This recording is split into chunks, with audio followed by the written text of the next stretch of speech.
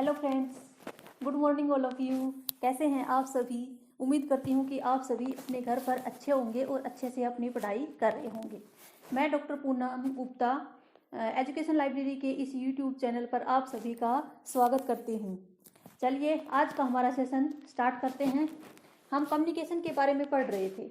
आज मैं theoretical part नहीं करवाऊँगी, आज है PYQ। PYQ क्या होते हैं? Previous year question. जो हमने 2 क्लास कम्युनिकेशन के ऊपर की हैं उनके बेस पे मैंने कुछ क्वेश्चन बनाए हैं, तो इनका रिप्लाई करना है आपको कमेंट में। ठीक, मैं एक बार समझा देती हूँ क्वेश्चन क्या क्या है, इनके ऑप्शन क्या क्या है। तो 2 क्लास में हमने क्या क्या पढ़ा था? 2 क्लास में हमने पढ़ा था कम्युनिकेशन क्या है। देखो, कम्युनिकेशन क्या है, कैरेक्टरिस्टिक्स ऑफ कम्युनिकेशन हमने पढ़ी थी। ठीक, फिर उसके बाद हमने पढ़ा था प्रोसेस ऑफ कम्युनिकेशन। कम्युनिकेशन कैसे चलता है? जैसे इसमें सबसे पहले सेंडर होता है, सेंडर के पास कोई मैसेज होता है, वो उस मैसेज को क्या करता है? एनकोड करता है, फिर उसको किसी चैनल या मीडिया के थ्रू क्या कर देता है? सेंड कर देता है, और उसको रिसीवर क्या कर लेता है? प्राप्त कर लेता है, और रिसीवर प्राप्त करने के बाद उसको क्या करता है? डिकोड यानी कि अंडरस्टैंड करने की कोशिश करता है कि मेरे पास क्या मैसेज आया है, और फिर वो क्या देता है? रिस्पॉन्स देता है। रिस्पॉन्स देता है, इसका मतलब क्या है? वो फीडबैक देता है। तो ये थी कम्युनिकेशन की प्रोसेस, ये आपको समझ में आ गई होगी। फिर हमने क्या किया था? इसके टाइप्स किए थे। टाइप्स कई टाइप के किए थे हमने, जैसे कि डायरेक्ट कम्युनिकेशन होती है, इनडायरेक्ट कम्युनिकेशन होती है, फिर इनडायरेक्ट कम्युनिकेशन में सिंक्रोनस, एसिंक्रोनस, ये हमने किया था। फिर और क्या किया था हमने? वर्बल कम्युनिकेशन के बारे में पढ़ा था, नॉन वर्बल कम्युनिकेशन के बारे में हमने पढ़ा था कि वर्बल कैसे होती है, नॉन वर्बल कैसे होती है, ये सब हमने पढ़ लिया था। तो कम्युनिकेशन में ये टाइप मैंने नहीं करवाए थे, ये मैं करवा देती हूँ। देखो, कम्युनिकेशन के और भी टाइप होते हैं। कम्युनिकेशन के और टाइप कौन से होते हैं? कम्युनिकेशन होती है इंटरपर्सनल, इंटरपर्सनल कम्युनिकेशन होती है, इंट्रापर्सनल होती है, मास कम्युनिकेशन और ग्रुप।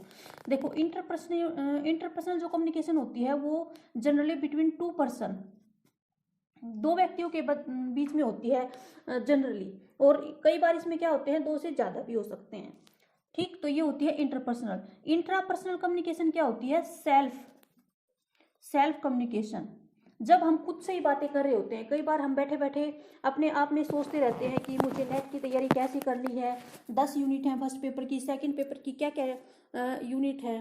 ठीक, फिर उनमें मुझे कैसे 4 घंटे मुझे फर्स्ट पेपर को देने हैं, सेकंड पेपर को मुझे कितना टाइम देना है, इस टाइप से हम खुद से ही बातें करते रहते हैं, तो उसको बोलते हैं हम इंट्रापर्सनल कम्युनिकेशन। फिर मास कम्युनिकेशन। मास कम्युनिकेशन के बारे में तो शायद मैंने पहले वाले वीडियो में बताया होगा। मास कम्युनिकेशन क्या होता है? जैसे एक बंदा होता है, ये नेता लोग रैली करते हैं, एक बंदा होता है स्टेज पर खड़ा होकर पूरी भीड़ को क्या करता है? एड्रेस करता है, वो होता है मास कम्युनिकेशन। फिर ग्रुप में कम्युनिकेशन होती है। ग्रुप में कम्युनिकेशन होती है, उसमें 2 या 2 से ज़्यादा बंदे होते हैं ग्रुप में, तो वो होती है ग्रुप। ग्रुप कम्युनिकेशन का क्या होता है? एक गोल होता है, किसी भी गोल के लिए हम ग्रुप कम्युनिकेशन करते हैं। इसके अलावा भी कम्युनिकेशन क्या होती है? एक फॉर्मल कम्युनिकेशन होती है, इनफॉर्मल कम्युनिकेशन होती है। फॉर्मल कम्युनिकेशन कैसे होगी? फॉर्मल कम्युनिकेशन होती है जैसे हम किसी इंस्टीट्यूशन में जाते हैं, ठीक है, वहां पे हमें बात करने के लिए कुछ रूल रेगुलेशन फॉलो करने पड़ते हैं। ठीक, तो वो होती है फॉर्मल कम्युनिकेशन। जैसे हम फॉर्मल एजुकेशन प्राप्त नहीं करते हैं, एजुकेशन के लिए हम कहाँ जाते हैं? स्कूल जाते हैं, यूनिवर्सिटी जाते हैं। ठीक, तो जैसे लाइब्रेरी में जाते हैं, जहाँ पर हमें रूल रेगुलेशन डिसिप्लिन में रह के क्या करनी होती है? शिक्षा प्राप्त करनी होती है। वहाँ पे एक स्ट्रक्चर होता है जिसको हमें फॉलो करना होता है। ठीक, इसी प्रकार क्या है फॉर्मल कम्युनिकेशन, इसमें भी हमें रूल रेगुलेशन स्ट्रक्चर के अकॉर्डिंग कम्युनिकेशन करनी होती है। जैसे हम किसी इंस्टीट्यूशन में जाते हैं, वहाँ के मैनेजर से हमें बात करनी होती है, तो पहले हम रिसेप्शन पे जाएंगे, उनसे पूछेंगे कि मैनेजर का ऑफिस कहाँ, वो हमें बताएंगे कि वहाँ जाके उनसे मिलो, फिर तब वहाँ जाके हमसे क्या होती है? मैनेजर से बात होती है। ये है फॉर्मल। और इनफॉर्मल क्या होती है? इनफॉर्मल होती है डायरेक्ट, हमें किसी से काम है, ठीक है, हमने उससे डायरेक्ट बात कर ली, तो वो होती है इनफॉर्मल। ठीक, तो ये थी टाइप्स ऑफ कम्युनिकेशन। इसके बाद हमें पढ़ना है बैरियर ऑफ कम्युनिकेशन और मॉडल्स ऑफ कम्युनिकेशन। कम्युनिकेशन क्या है? कम्युनिकेशन कंटिन्यूअस चलती रहती है। कम्युनिकेशन में क्या होता है? ब्रेक नहीं आता। कम्युनिकेशन में क्या आ जाती है? बैरियर आ जाती है, वो किसी भी टाइप से हो सकती है, जैसे कि फिजिकल बैरियर आ जाती है, कई बार ऑर्गेनाइजेशनल बैरियर होती हैं, नॉइस के कारण बैरियर आ जाती है कम्युनिकेशन में, तो वो हम आगे पढ़ेंगे। उससे पहले हम कुछ करेंगे क्वेश्चन, जो हमने 2 क्लास की है ना, उनके बेस पे ये क्वेश्चन है। इनके आंसर आप मुझे किस में बताओगे, कमेंट करके बताओगे। तो पहला क्वेश्चन देखो क्या है। पहला क्वेश्चन है communication begins with usually with. Communication कैसे स्टार्ट होती है, किसके साथ स्टार्ट होती है, कम्युनिकेशन कैसे स्टार्ट होती है। इसका पहला ऑप्शन क्या है, कंफ्यूज्ड आइडियाज।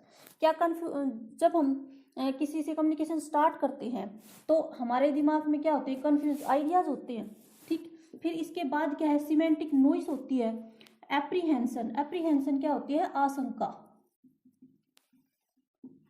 ठीक, क्या एप्रीहेंशन होता है, या पिक्चर इन द माइंड, दिमाग में पिक्चर्स होती है। तो इन चारों में से आपको जो करेक्ट ऑप्शन लगे वो आपको लिख के कमेंट में भेजना है। समझ में आया फर्स्ट क्वेश्चन। अब देखो next, A communication without expecting an immediate response is called. ऐसी कम्युनिकेशन जिसमें हम इमीडिएट रिस्पॉन्स का एक्सपेक्ट नहीं करते, कि जैसे हम कम्युनिकेशन कर रहे हैं तो हमें इमीडिएट रिस्पॉन्स मिले। ये मैंने पिछले वीडियो में बताया था कि दो टाइप की कम्युनिकेशन होती है, एक सिंक्रोनस और एसिंक्रोनस। एक में हमें क्या होता है, इमीडिएट फीडबैक मिल जाती है, और एक में हमें बाद में मिलती है। तो वो बतानी है आपको कौन सी है जिसमें बाद में मिलती है। क्या वो कंटिन्यूस फीडबैक, कंटिन्यूस कम्युनिकेशन है, क्या वो एसिंक्रोनस कम्युनिकेशन है, क्या वो इफेक्टिव कम्युनिकेशन है, या वो लीनियर कम्युनिकेशन है। लीनियर कम्युनिकेशन क्या होती है, लीनियर कम्युनिकेशन होती है one way communication, one way communication, जिसमें क्या होता है कि जैसे अब मैं पढ़ा रही हूँ, ठीक, मैं पढ़ा रही हूँ तो आप क्या नाम है, इसको क्या करोगे, इसको सुनोगे और सुन के रिप्लाई करोगे, तो ये क्या हो गया, टू वे हो गया। जैसे कि हम टीवी पे सुनते हैं, ठीक है, रेडियो पे कुछ सुनते हैं, न्यूज़पेपर से कुछ हम सुनते हैं, तो वो क्या है, न्यूज़पेपर से हम कुछ पढ़ते हैं, तो वो क्या है, वन वे कम्युनिकेशन है। तो लीनियर कम्युनिकेशन, जिसको हम आगे पढ़ेंगे आगे आने वाली क्लासेज में। अब नेक्स्ट क्वेश्चन देखो क्या है, asynchronous communication takes place through which of the following. जो एसिंक्रोनस कम्युनिकेशन होती है वो इनमें से किस किस के थ्रू हम कर सकते हैं, टेलीकॉन्फ्रेंसिंग के थ्रू, वर्चुअल क्लासरूम के थ्रू, ब्लॉग्स के थ्रू, ब्लॉग के थ्रू और डिस्कशन बोर्ड। इसमें से इसके नीचे जो ऑप्शन है वो मैंने नहीं लिखे, आपको क्या करना है, इन्हीं में से जिसके थ्रू हम एसिंक्रोनस कम्युनिकेशन करते हैं, वो जैसे कि करते हैं मान लीजिए सी के थ्रू, बी के, डी के थ्रू, बी के थ्रू, वो कमेंट बॉक्स में लिख देना है। ठीक, समझ में आ गया हुआ तीसरा क्वेश्चन। इसके बाद है फोर्थ क्वेश्चन। फोर्थ क्वेश्चन क्या कहता है, देखो, positive classroom communication lead. Positive classroom communication, जैसे हम क्लासरूम में कम्युनिकेशन करते हैं और उसमें पॉजिटिव भी होता है और नेगेटिव भी होता है। तो जो पॉजिटिव है, सकारात्मक, सकारात्मक सकारात्मक कम्युनिकेशन किस चीज को बढ़ावा देगा,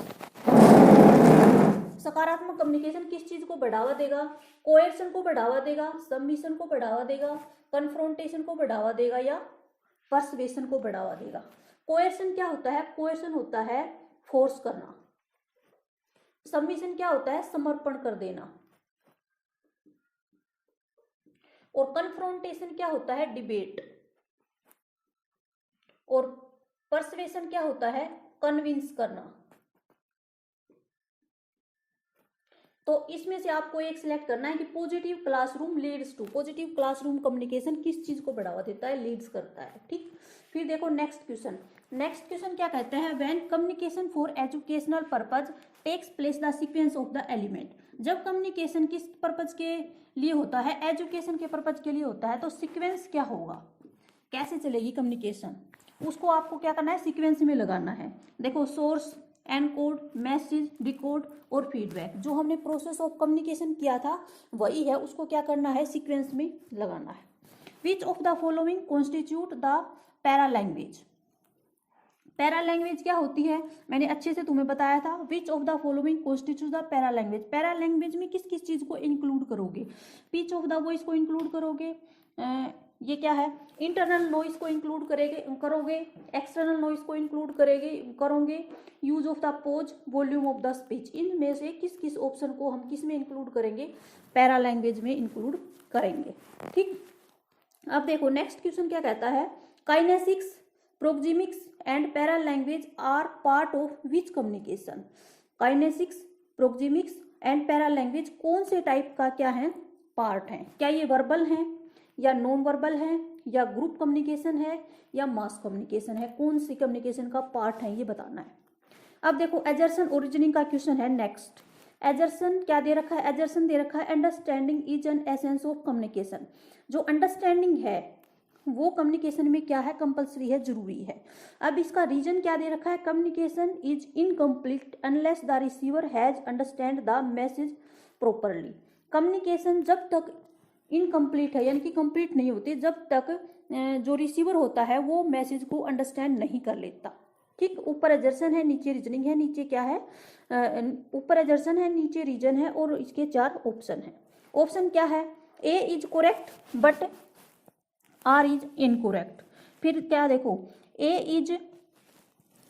are is correct but A is incorrect, या बोथ सही हैं या बोथ इनकरेक्ट हैं और जो ए है जो आर है वो ए की क्या है, करेक्ट एक्सप्लेनेशन। ठीक, ये आपके 8 क्वेश्चन हैं और इनके आंसर कमेंट में बताने हैं। उम्मीद करती हूँ कि ये आपको समझ में आ गए होंगे। चलिए आज के लिए इतना ही, बाकी कल करेंगे। Thank you.